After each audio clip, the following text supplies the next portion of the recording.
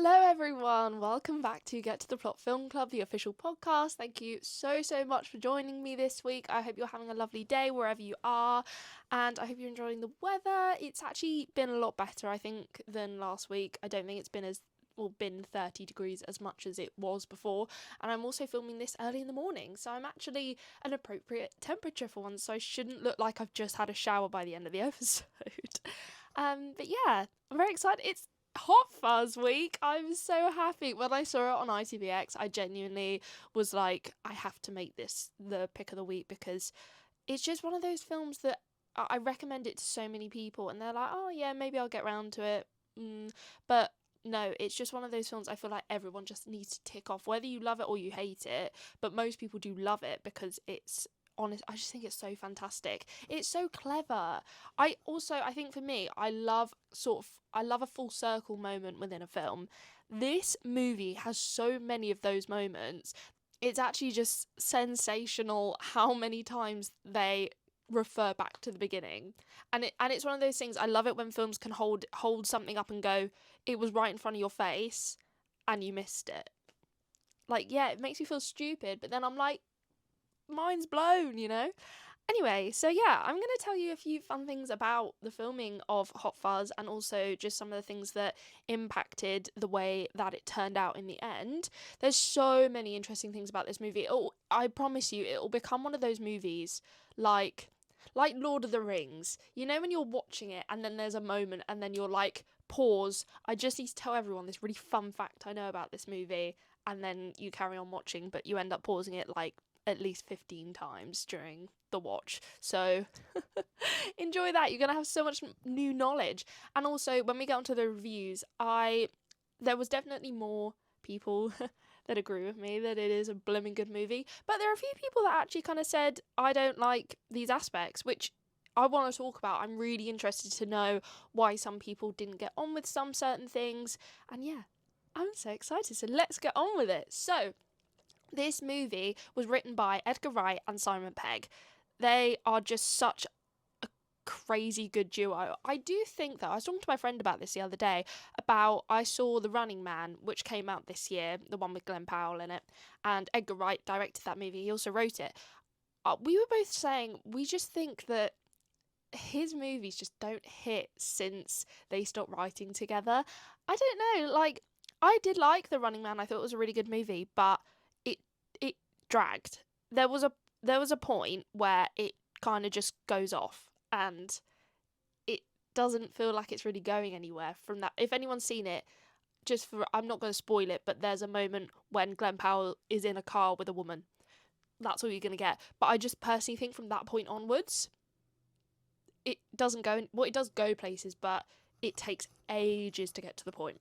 But I think that Simon Pegg, when he's writing with Edgar Wright, you can tell that they just have such a way of writing together. I haven't seen Last Night in Soho, so I can't really judge what he was like in regards to doing that movie, but I think the Cornetto trilogy just as a whole is just so witty, and I think it's just because those two just freaking work together so well. So, with this movie, they both took to the streets, went to, police. They spoke to British police, basically, the coppers, and the liaison officer told the police officers that they were going to talk to that they were journalists. So then none of the police officers went and actually spoke to them because they were like, oh, they're going to write an article basically slandering the police. So no one spoke to them. Simon Pegg and Edgar Wright basically offered to take them to the pub, and no one turned up because they didn't want to talk to who they thought was the press. But when they did finally get to talk to some other police officers, and he said in an interview that liaison officer has never been forgiven.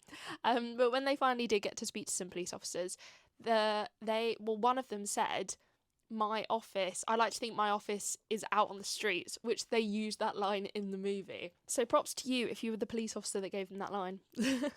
But also Sandford as well. So it's a fictional town. They filmed it in Wells, Somerset, which is where Edgar Wright grew up.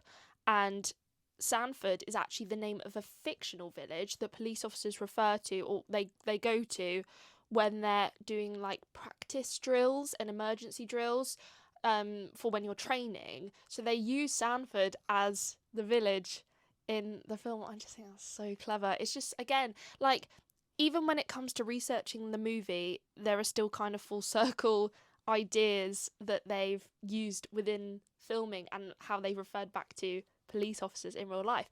And they said that one of the main things about the police is that they said that 50% of the job is paperwork, and they never seem to include that in movies. You know, they always just show the best bits. Obviously that's one of the main plot lines that they use for Danny, the way that he watches movies thinking it's going to be like the films when he's a police officer, but it's nothing like the movie until obviously the end. But they wanted to include the fact that he had paperwork to do, and I just think that's so funny. Again, like, it's core British humour, and it's the fact that they were like, they compared it to the movies that he was watching in the film, and about, well, they would have to deal with a considerable amount of paperwork. Also, they wanted to kind of parody more the idea that all sort of, you know, action movies are 2 words and seem to always have the same amount of letters in each word. So, for example, like Lethal Weapon. So they wanted to call it Hot Fuzz because, again, like, bad boys, you know, like, they all just had 2 words, but then Edgar Wright was debating about the idea of calling it hot with 2 T's, like hot, H-O-T-T, fuzz, so that they had the same amount of letters in both words. And Simon Pegg basically just went, let's not do that, because every interview is going to be me having to explain why there's 2 T's in hot, and I can't be bothered for that.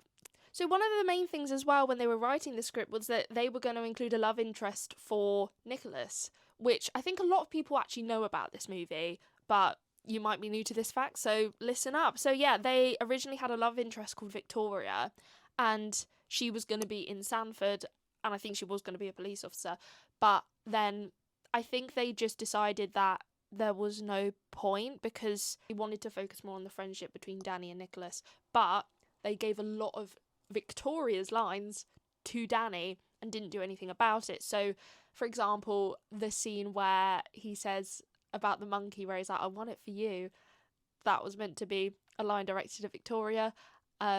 Also the bit about where Danny's saying, and I learned something else and all. Yeah, you don't know how to switch off. Again, Victoria. That one doesn't stand out as much in a sense of it was meant to be for the love interest. But I think the only one that I kind of picked up on was at the end where Nicholas says, I feel like I should say something.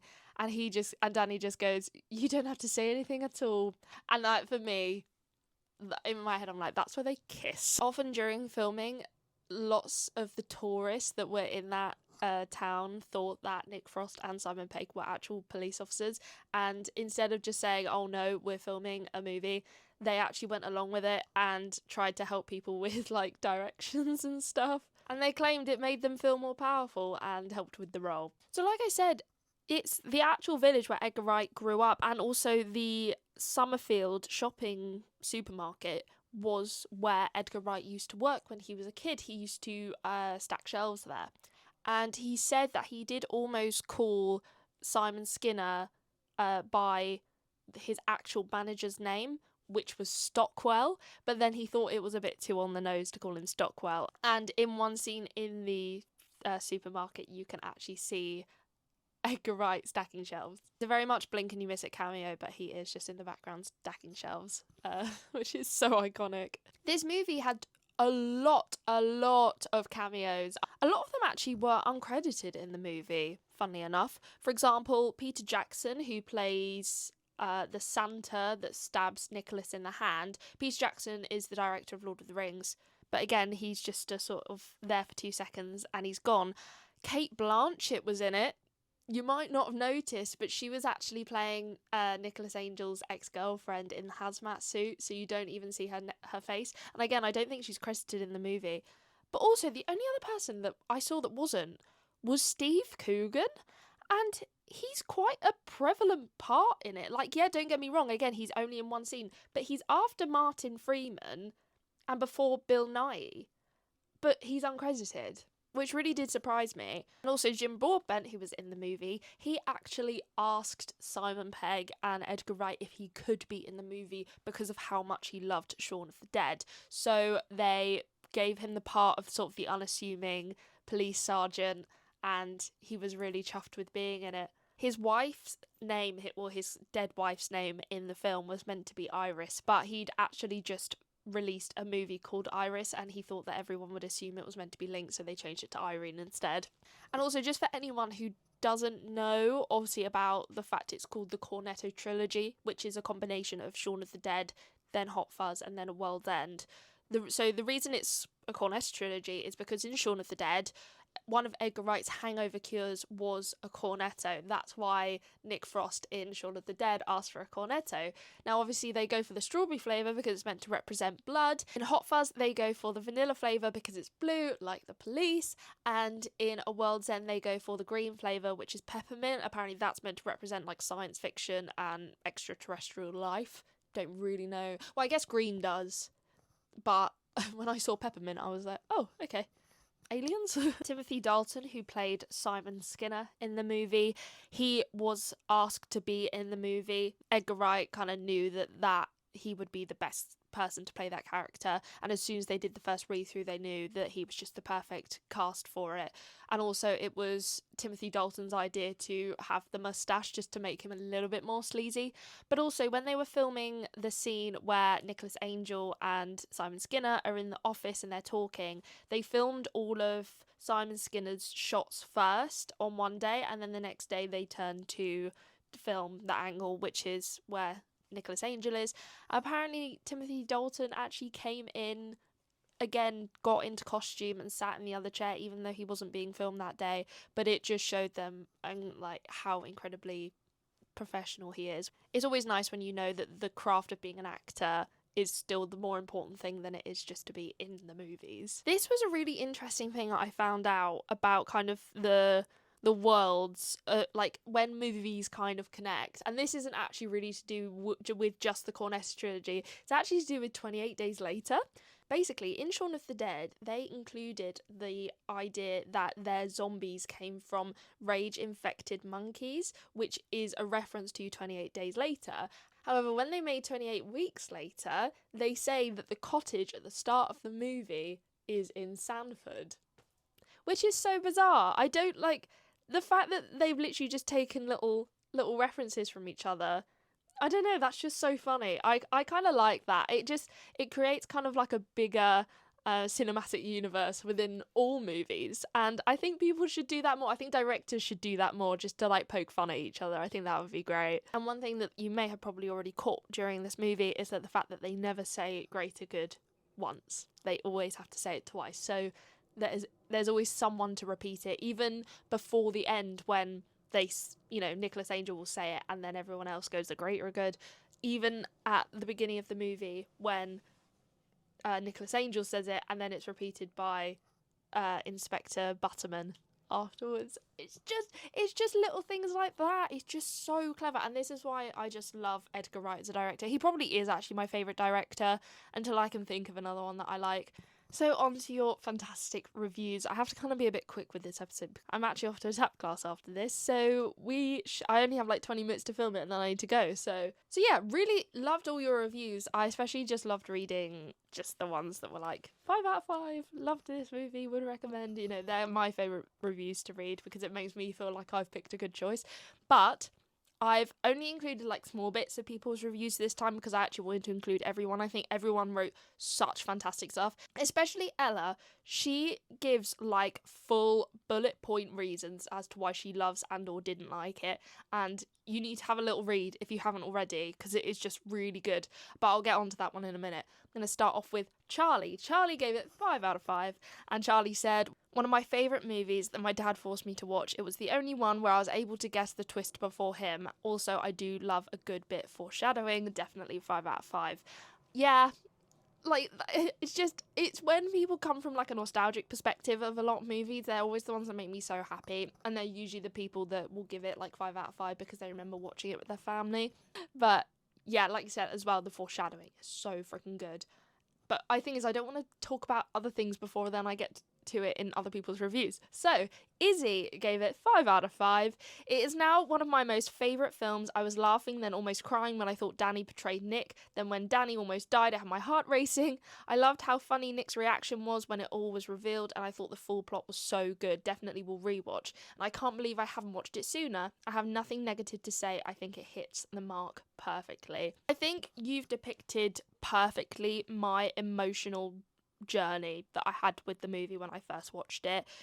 It's just so, like, actually unbelievably good, the way that everything just works out. And then, like you said, the whole sort of, like, Danny portraying Nick, you actually kind of are like, when you're watching it. To be fair, I didn't guess the ending at all, but I was shook when I saw, Jim Broadbent in it.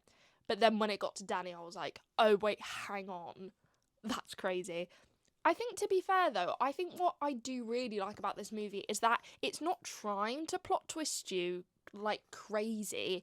If anything, because Simon Skinner's character is literally just like this, the whole movie being like, oh, it might be me, it probably is me. And then I think it's then when it is actually him, you're like, brilliant.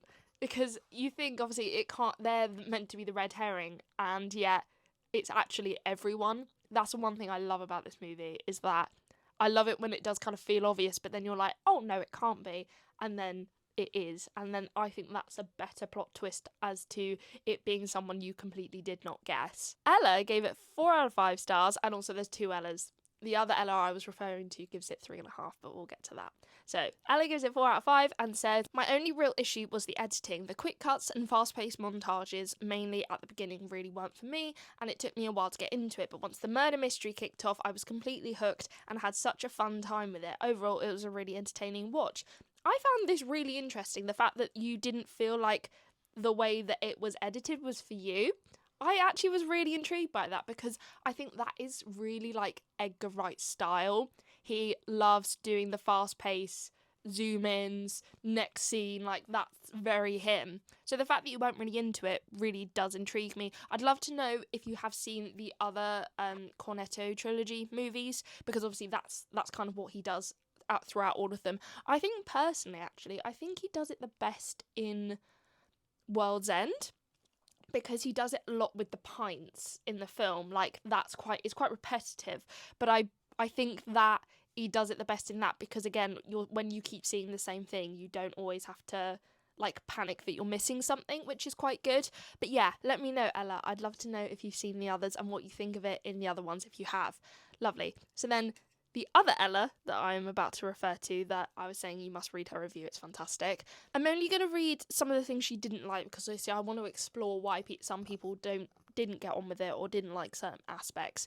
So Ella said, the last 30 minutes or so were really entertaining and chaotic, which redeemed it, but I did unfortunately feel like it dragged in parts. Despite enjoying it, I felt myself wanting it to be a little bit more fast-paced in certain scenes. I'm also trying really hard not to compare it to Shaun of the Dead, and as it's a separate film, but I do prefer the script writing jokes in that film. The setup and payoffs in it are so much more satisfying to me than the ones in Hot Fuzz. Again, I find that so interesting. I personally feel like the Hot Fuzz payoff is so much more satisfying, whereas I guess with Shaun of the Dead, it doesn't end kind of like the full circle that Hot Fuzz does. It is quite like, obviously it's very tongue-in-cheek, very comedy-based ending, but that's so interesting. And I get what you mean. The last 30 minutes is just like bam, bam, bam, bam, which is great.